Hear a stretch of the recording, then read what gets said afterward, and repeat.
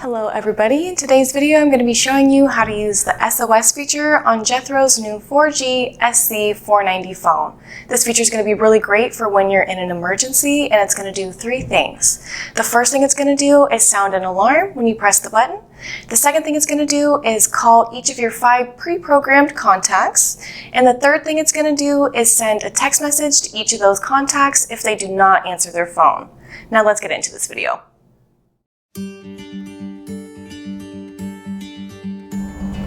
To customize your SOS settings, you'll first press the menu button in the upper left corner.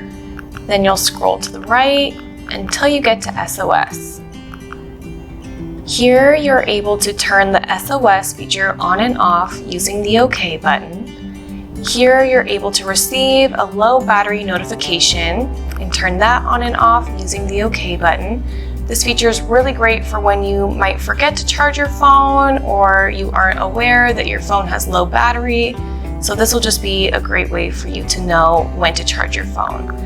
Here you're able to customize the SOS message that your pre-programmed contacts will receive. And here you're able to input each of the SOS numbers that you would like to add. Our first number is Jethro customer service. And here I'll demonstrate adding 911 as our second contact. Press OK. And now that this is set up, we can use the SOS feature, which is located on the back. You'll just press and hold this button for 2 seconds and it'll start the SOS process. Thanks for watching today's video. If you found it helpful, give us a thumbs up. Feel free to comment any questions or concerns you may have, and subscribe to our channel for more tutorials, giveaways, and other fun things. I've also included the link in the description below to our affordable, flexible, and reliable Jethro mobile plans, starting at just $5 a month, so don't forget to check those out. Thanks for watching!